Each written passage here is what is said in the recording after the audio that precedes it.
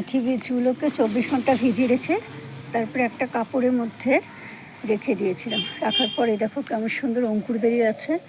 এবার সেগুলোকে আমি আস্তে আস্তে কী করবো, একটু মাটি দিয়ে উপর থেকে মাটি দিয়ে আলগা করে দেবো। আর যেহেতু সকালে গাছে সার দিয়েছি, বেগুন গাছে খাবার দিয়েছি, সেই জন্য এখানে আজকে সর্ষের খোল এখন দেবো না। সর্ষের খোল দিলে গাছটা যদি প্রথম থেকে যদি সার দিয়ে যায় তাহলে হয়তো ভালো থেকে খারাপ হতে পারে। এটা সম্বন্ধে আমি কিছু জানি না, সেই জন্য আমি এখানে কিছুই করবো না। বেগুন গাছটা হাতে আটকাচ্ছে। আর এই দেখে এখানেও কিছু সর্ষে ফেলেছি, গুঁড়ি গুঁড়ি সর্ষে ফেলেছি। এখানেও একটুখানি মাটি খুঁড়ে দেবো। মাটি খুঁড়ে দিলে কী হবে, গাছগুলো ঢাকা থাকলে জল পেলে তাড়াতাড়ি হবে, নাহলে বেশি জল পেলে ওগুলো উঠে যাবে। এখানেও দিয়েছি, এখানেও দিয়েছি, দেখো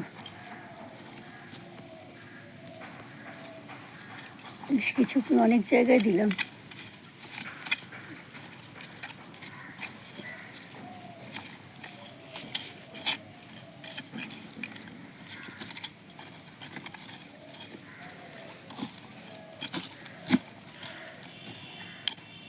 এবার এর মধ্যে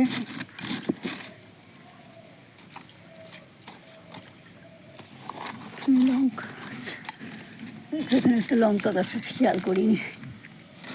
দেখো এখানে আসলে লঙ্কার বীজগুলো ফেলে দেই, তো তখন ভাবি যে এখন ফেলেই দেবো, তখন গাছের মধ্যে দেই, যদি হয় তো হবে। আর এখানে দেখো ধনে ফেলেছিলাম, সেখানে অল্প অল্প ধনে উঠেছে, চারা বেরোচ্ছে।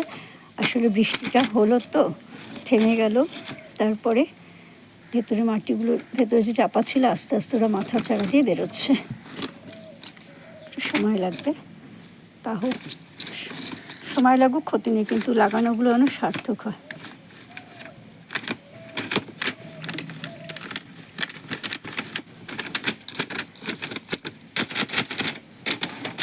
এবার গাছে সব জল দিয়ে দেবো।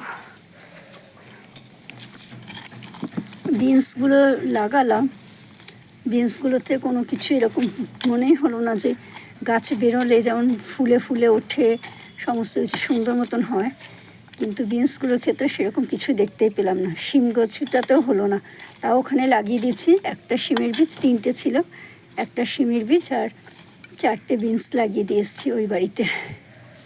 দেখা যাক কী হয়। এখন মোটামুটি মাটিগুলো একটুখানি করে দিলাম, খুঁড়ে দিলাম। আমি মাঝে মাঝে এখন মাটিগুলো একটু খুঁড়ে দেই, কারণ এতদিন তো বৃষ্টিতে জল পেয়েছিল। খুঁড়ে দিলে কী হবে, ওপরতল হয়ে যাবে মাটিগুলো। তাহলে এখানেও দিয়েছে, দেখো এখানেও দিয়েছে, এ দেখো এখানে সর্ষে দিয়েছি। আর সর্ষে গাছগুলো তো বড় হয়, তো জানি না হবে কি হবে না। শাকটা যদি খাওয়া যায় তাহলেই যথেষ্ট। সর্ষে শাক ডাল দিয়ে খেতে ভীষণ ভাল লাগে, মটর ডাল দিয়ে সর্ষে শাক দিয়ে। আর করবো না, এখন সব গাছে জল দিয়ে দেবো।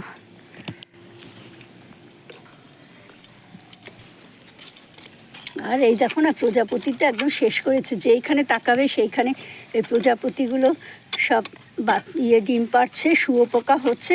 আর দিকে বাড়ির যেই পাশে তাকাবে সেখানে শুয়োপোকায় ভর্তি।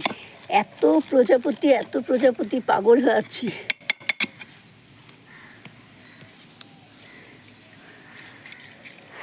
এখন জলটা দিয়ে দেবো।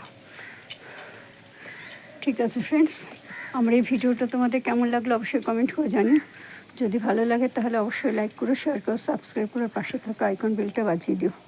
দেখা হবে আগামী একটা ভিডিওর সাথে। ততক্ষণের মতন তোমরা সবাই খুব ভালো থেকো, সুস্থ থেকো, আনন্দ থেকো।